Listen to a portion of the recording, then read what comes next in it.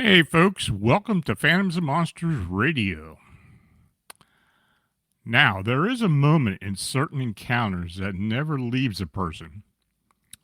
It's not the scream, and it's not the movement.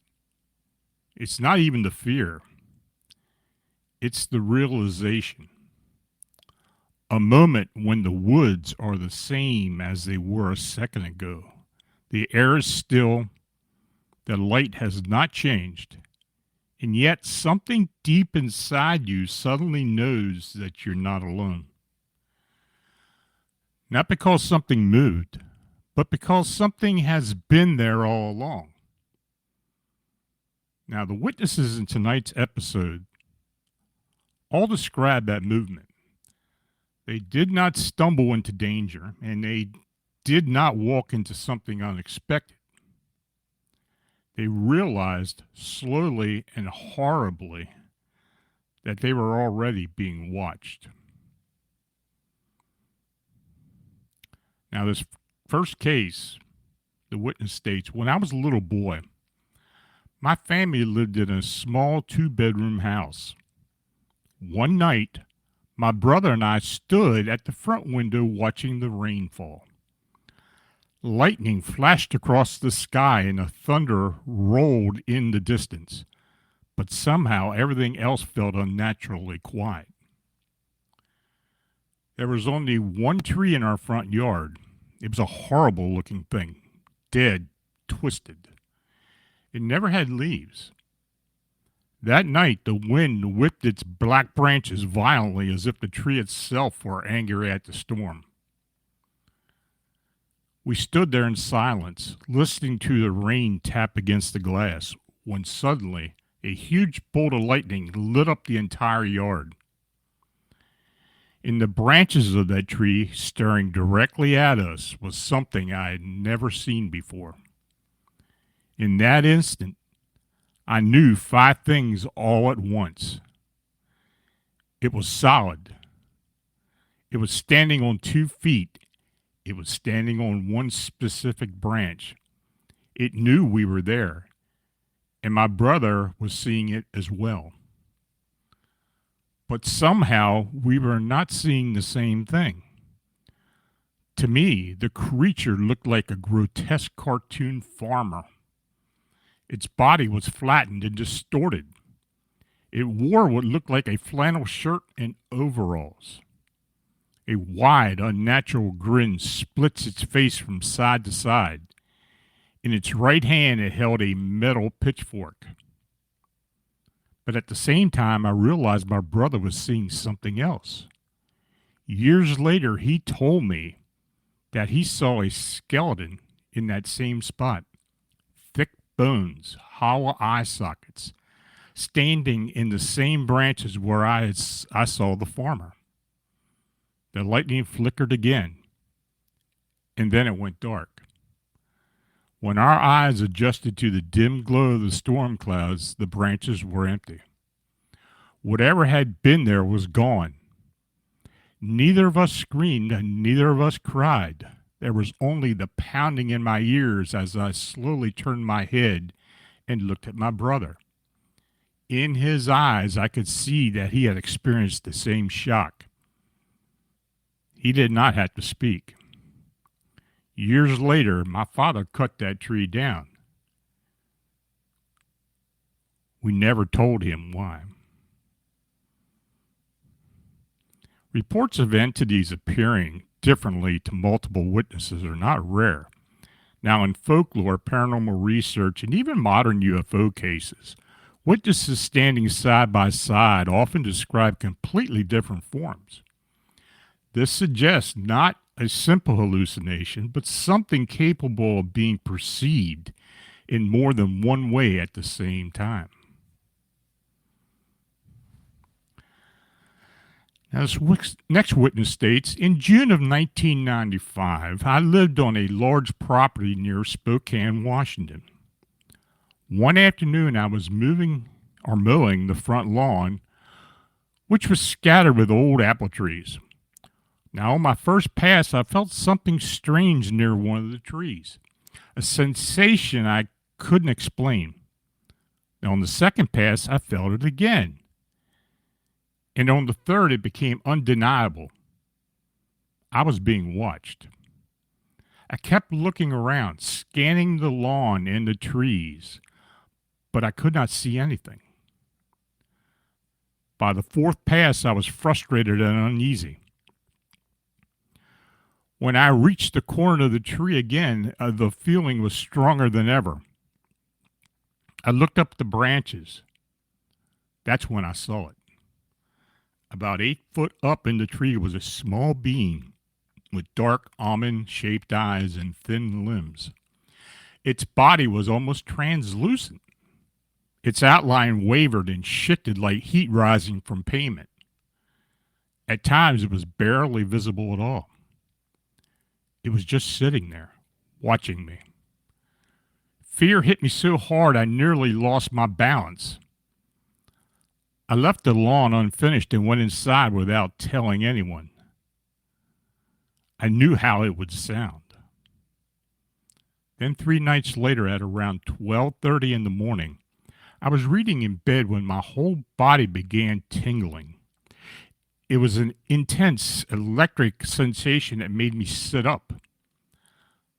I walked to the window and looked out over the field. About 200 yards away, hovering just above the ground, was a dimly glowing oval-shaped craft. I could see lights blinking underneath it. Through large windows, I could see movements inside. I tried to wake my girlfriend, but she wouldn't stir. Then I felt pressure building in my ears, and the craft vanished in an instant. I have always believed that the being in the tree was waiting for it. Now, in both these cases, the witnesses sensed its presence before they ever saw it. A quiet awareness that something was already there, hidden just out of view. But for others, the moment of discovery was far more sudden.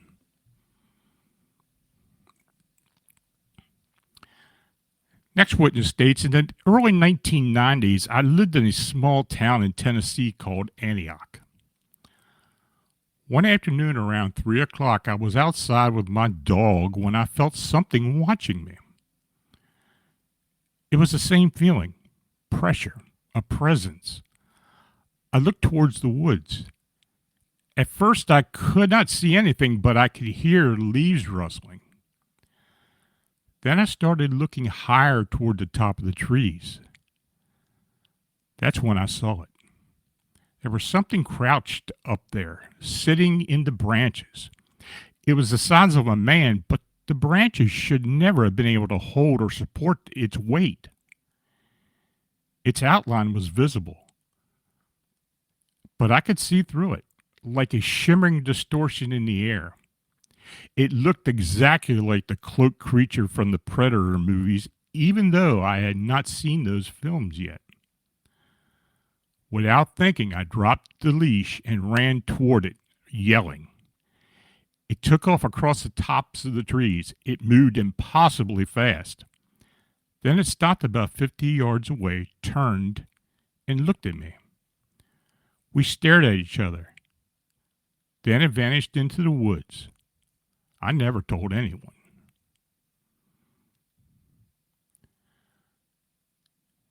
This next witness states, I was biking home one late night in Anoka County, Minnesota. Most of the route was dark forested trail with almost no streetlights. I had just reached the area where the lights ended and the woods began, so I turned on my phone's flashlight.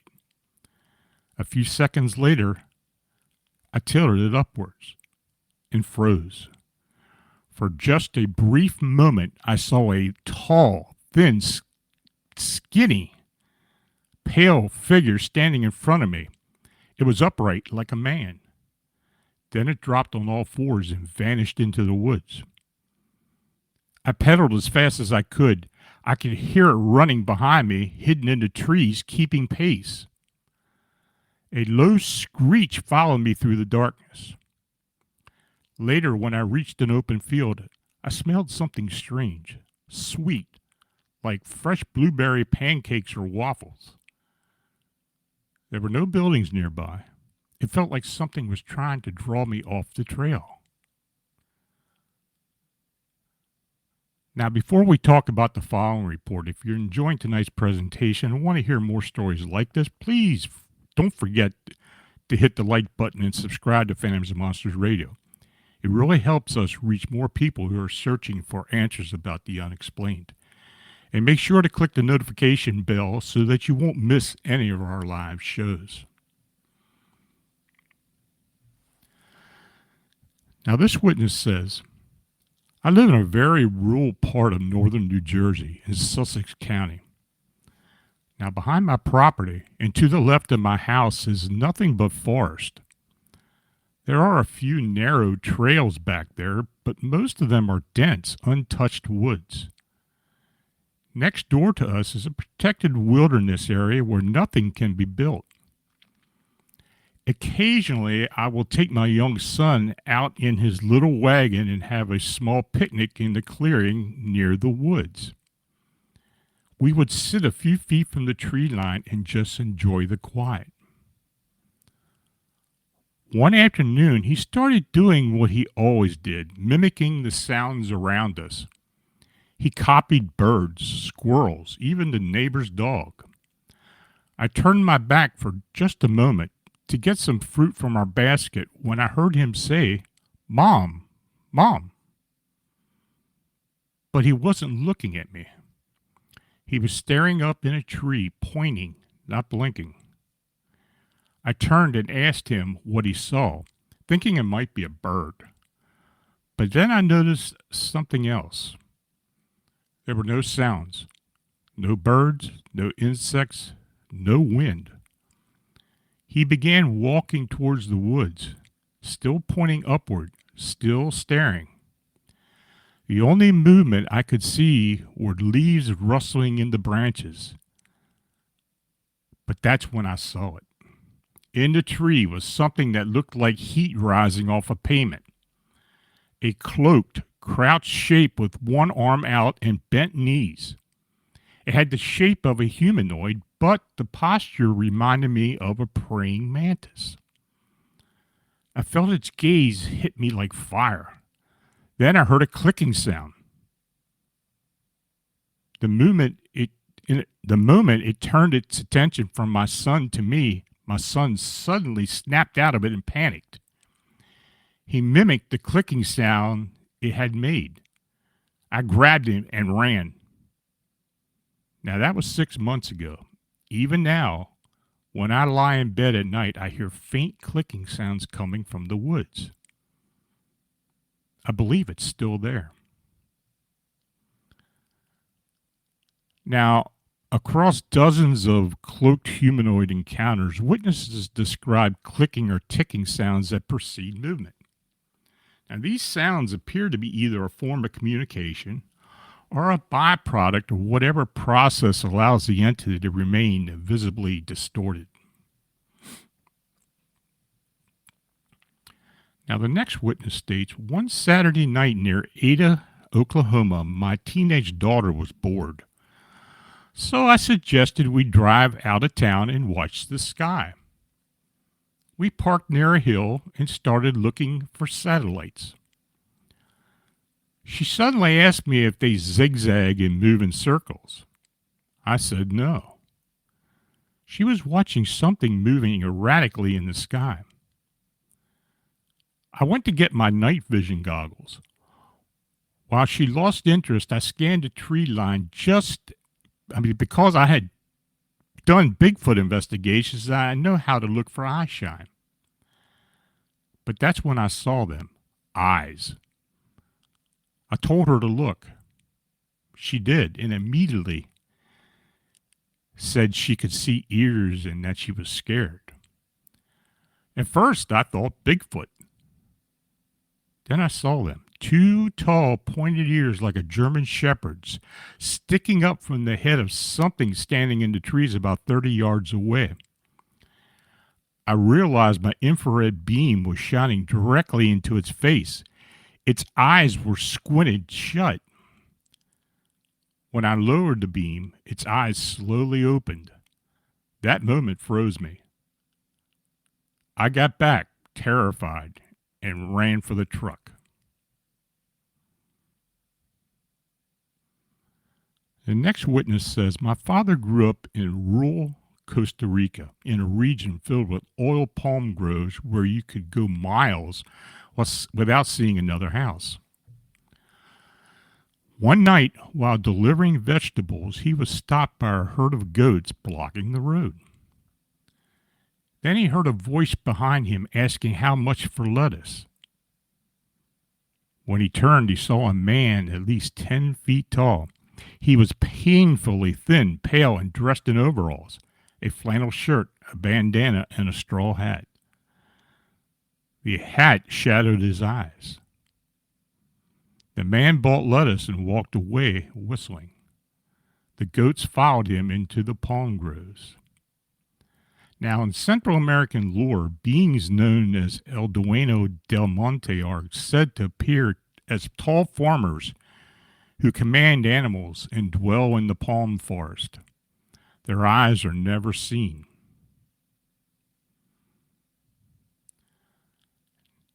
Now, this next woman states,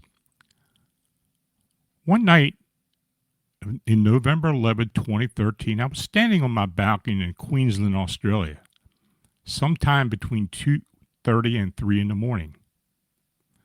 I got out there most nights at that hour just to look at the stars before going to bed. It's quiet then, and you can see a surprisingly amount of the sky. That night, something caught my attention almost immediately. A few blocks away, there's a forestry-covered hill with phone towers at the top. The sides of the hill are thick with trees, and people do not normally go up there. I noticed a bright white pulsing glow inside the trees. Now, it was not blinding, but it was a light in a strange way, like daylight coming from within the forest itself. The light pulsed slowly, rhythmically. I watched it for several hours, trying to work out what it could have been. Then a glowing white ball slowly rose up out of the trees. It hovered about 10 meters above the treetops. The light it gave off illuminated the forest around it. But it didn't hurt my eyes. It felt controlled, not chaotic. Now, after maybe 10 seconds, the ball simply disappeared. It did not move away. It just switched off. I got into my car and drove around the block to where the forest begins. I parked and walked in, heading toward the area where I'd seen the light. The deeper I went, the quieter everything became. There were no insects, birds, or wind. Then another glowing ball appeared ahead of me. It was about 30 meters away when I began to see dark silhouettes moving around it. They were walking past the light, their forms blocking it. I tried to move closer, but suddenly I couldn't. My body simply would not respond. A calm, gentle voice behind me said, "Do not be afraid." The moment those words were spoken, I was able to move again, and I fell forward onto the ground. When I rolled over, a very tall man was standing over me. He had long white blonde hair and extremely pale skin. He was wearing what looked like a fluffy white one-piece suit, and he reminded me of the albino men from The Matrix. He reached down and helped me up. That's when I noticed something I'll never forget. On either side of his neck were long slits that opened and closed when he breathed. They looked like gills. He led me toward the glowing ball. Around it stood several small figures wearing black hooded robes. Each had a long rod like a staff. They never showed their faces. The tall man was calm but terrifying. He would paralyze me without touching me at all. I don't know what they were, but they were waiting.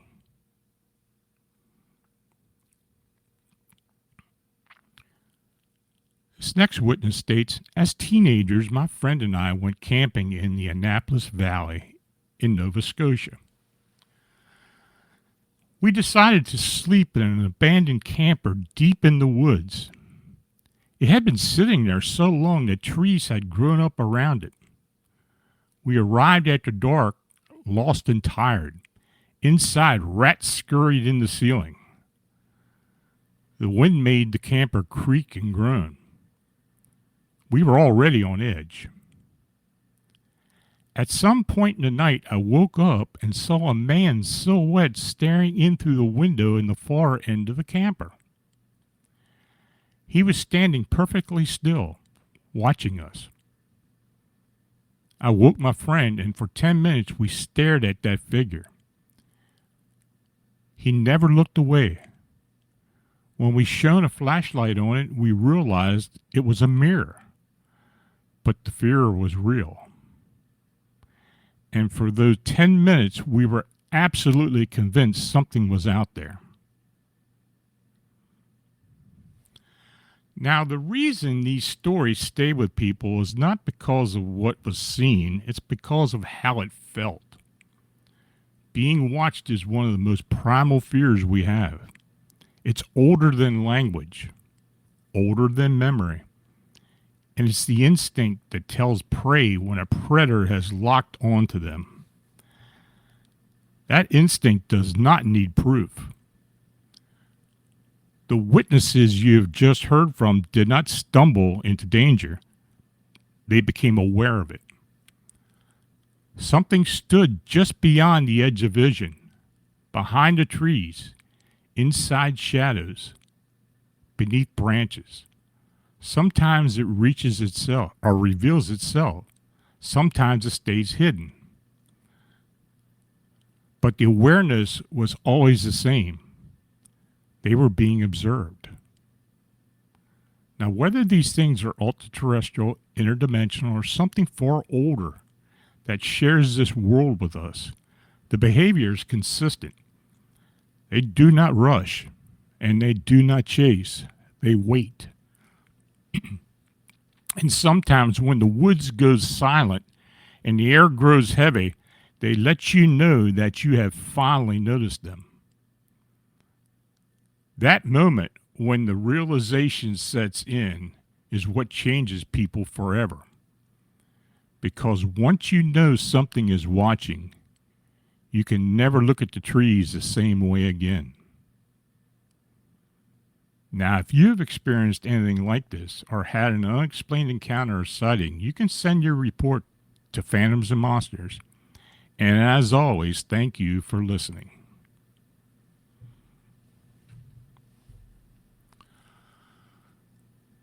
So let's start the questions, folks.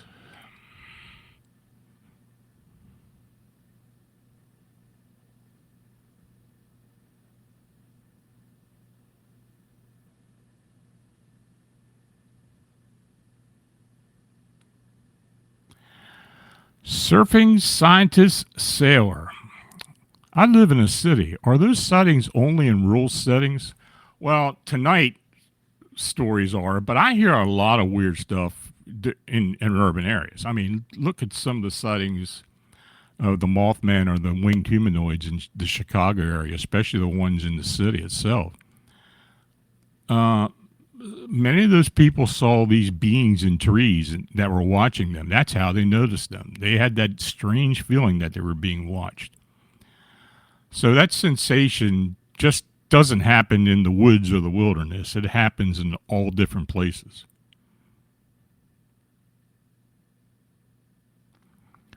Paranormalism Net. What is the relationship between cryptids and trees? Well, most cryptids are something other than humanoid.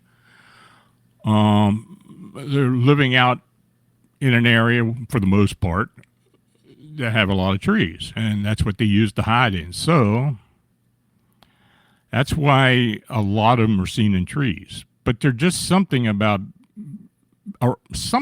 trees. I mean, even when you're at a distance, you see something peeking out behind a tree at a distance in the edge of the forest, or you see something in the woods, just like the Glimmerman stories, where you get this glassine looking creature or humanoid that's up in the branches, many times seen by hunters that are up in the tree itself in a stand. It's just an area where these beings are familiar and probably feel safer.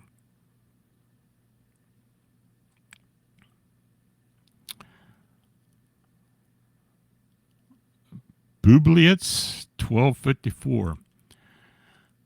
Do you hear a lot of Wendigo skinwalker encounters in Minnesota?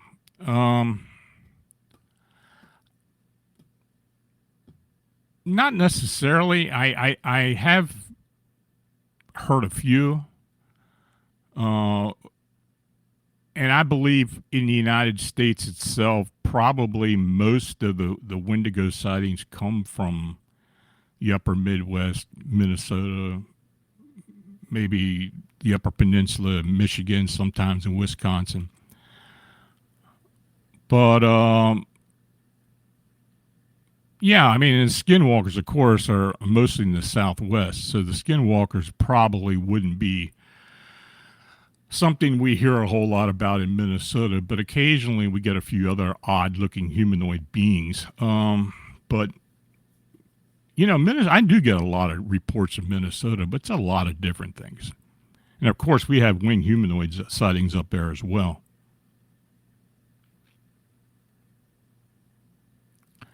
Real Truth Ken, do you believe in the 100th monkey effect? I do. So, what's the 100th monkey effect? I probably heard of it before, but I just can't recall what that is. Maybe you can give me a little rundown of it. Maybe I equate to something else I'm familiar with. Grandizer, Lon, just curious if you have any thoughts or commentary on the life of Swiss author Eric von Däniken, who passed away earlier this week. His Chariots of the Gods, book is a popular book. You know, I will admit this, I that book probably got me interested in most of what I believe in now, or what I did believe in back then. I first became acquainted with the Chariot of the Gods in 1972, I think it was. It was my freshman year in high school. I had a British Earth and Space science teacher by the name of Mr. Robinson. And Mr. Robinson was quite an eccentric gentleman. But he introduced me to Eric von Däniken and Chariot of the Gods because he knew I was interested in, well, basically abductions and things that we couldn't explain, or how time in history may be affected by something other than evolution. And I probably read that book a dozen times. But I do blame that book for getting me interested in the paranormal. Even though I was intuitive, I had paranormal experiences. I didn't really know what I was doing or what I was sensing and such. But that book kind of opened my eyes. Now, there have been parts of that book over the years I've kind of been disproven. But von Däniken, he was a different type of individual, and very, very believable, very serious about what he did. And one of the few authors and investigators that I had a lot of respect for.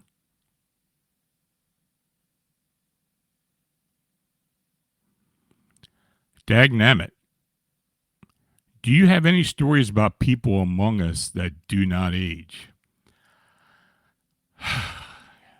Offhand, I can't think of one. Yeah, I can't think of one offhand. I've heard a few, but there's just not enough evidence that I think that would prove that it does happen. There have been a lot of folklore and been a lot of stories about people who don't age. There's even a movie about someone who got younger as they got older. So I don't get many of them, and honestly, most of them are very short, and I usually just don't even fool with them.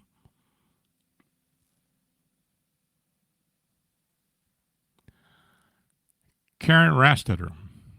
Lon, have you seen the unexplained in the forest? Please share. The unexplained in the forest. I mean, are you talking about a specific title or a specific phenomena? I've seen a lot of things in the forest, and maybe a few of those I couldn't explain. But what I did see was very brief. Of course, I'm intuitive, and just like when I go to Gettysburg and I'm on the battlefield, especially when there's very few people around, I'll pick up some sense of something. I'll see something that kind of flickers in and flickers out. But yeah, I mean, I guess occasionally I will see something. It's just not necessarily in the forest. I see a lot of different things. Paranormalism Net. How common is for humanoid beings to wear black hooded robes? I do hear a lot of them. Now, is it for effect? Is it something these beings wear a lot?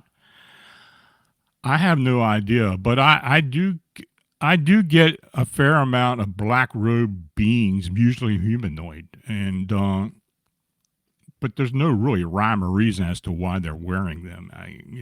Maybe it's something they like to wear. Maybe it's something, if they're not from our world or an ultra-terrestrial some type, that's what they wear. But I really can't give you an idea why they do that.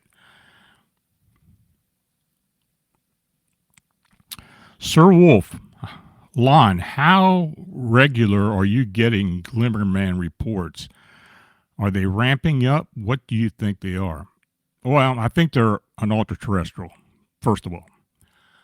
And an all-terrestrial, for the most part, is something that does reside on the Earth occasionally or on our Earth plane, but for the most part, they're interdimensional. They're from another realm, maybe even a linear dimension to our Earth plane. That's what I believe the winged humanoids are.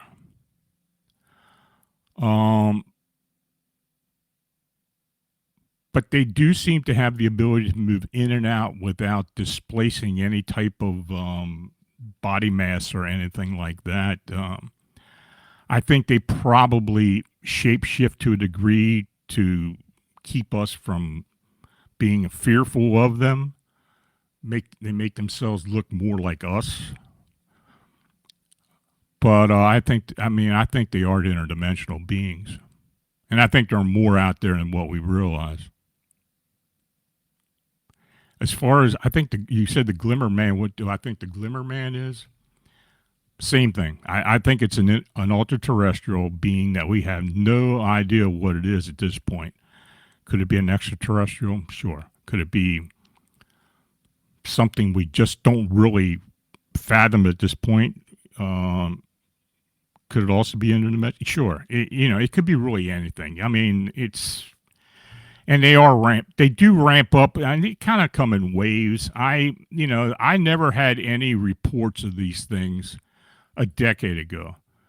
And when I started working along with the guys over at Expanded Perspectives, they first brought it to my attention, and at that point, we started really looking into it.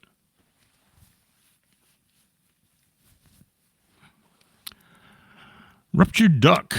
Do you believe that trees can pull their roots out of the ground and walk? I have seen a few examples on video that seem to suggest that that does happen. Do I believe it? Maybe a bit. What causes it? I think I think it's an actual cause other than the tree itself literally walking. What that is, I couldn't tell you. Maybe there's some type of ultra-terrestrial as well that make their way here, stay for a while, and they have the ability to do that, especially where they come from.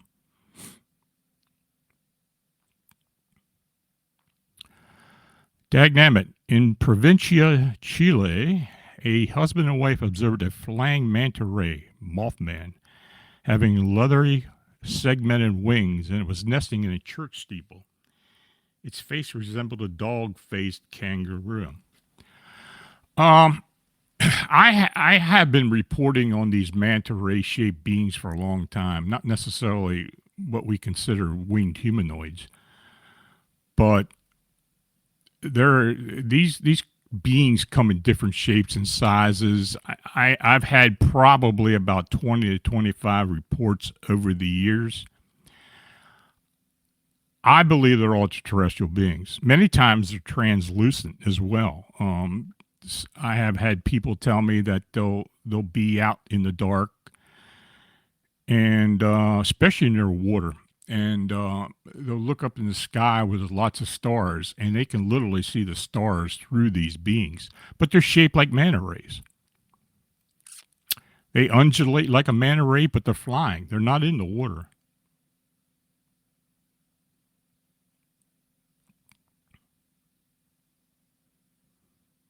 Anything else, folks?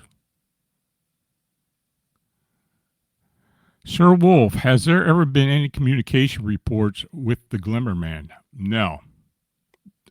But like I stated in one of those reports, that clicking sound, like even shown in the movies, in the Predator movies, is indicative of these sightings. We've had winged humanoid sightings in the Chicago area where there was clicking sound. Is it some type of I don't know. Is it some type of system they use to gauge distance, or I don't know. I don't know what it is, but you do hear a lot about clicking.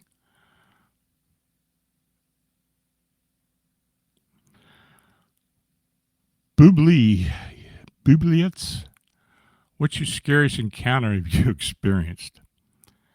Encounter, probably the winged humanoid sighting I had here in Pennsylvania. I had two very direct cryptid encounters. I had a Bigfoot encounter in 1981, and I had a winged humanoids encounter here in Pennsylvania about in 1988. Now, I've had encounters with entities, spirits, and such. That really never has scared me. I've been involved with cases that I've had some fear and some unfortunate things that had happened to people that kind of freaked me out a bit. But as far as an actual encounter with a cryptid or something like that, those were the only two. But the winged humanoid was the one that really stuck in my mind.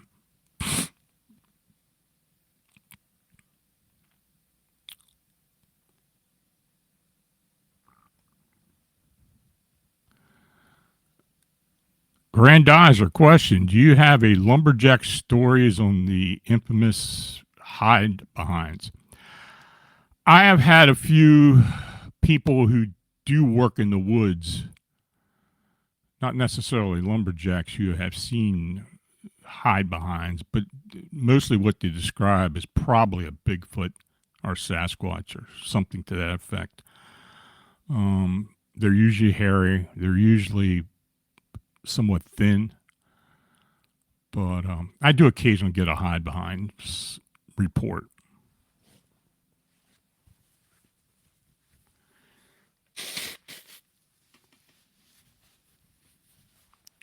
Hugh Janis.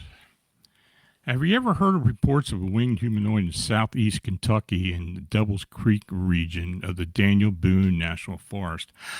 I haven't had any winged humanoid sightings in Daniel Boone, but I've had Bigfoot reports, and I think I have at least one cryptid canine report. The area, now I don't know how far that is from Red Gorge, but Red Gorge, I have had a lot of sightings in Red Gorge.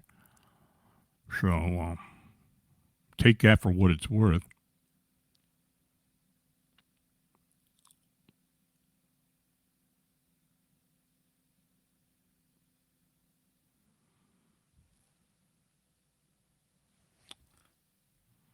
Okay, folks. Well, I want to thank you for coming in tonight and listening to me. And again, stay aware, stay safe. In 2 weeks, the 28th, we're going to have an Ask Lon episode for members. And I'm going to start having some Wednesday shows, maybe one a month or such. I've got some people who want to come in to do interviews. So occasionally I'll have some other people doing interviews. I saw something about somebody mentioning about Mac Maloney. I've tried to get Mac in. Every time I get in contact with him, he's got something going on. Maybe at some point I'll have him come on. So again, until next Friday night, stay aware, stay safe, and as always, keep looking into the unexplained, and have a great weekend and have a good night.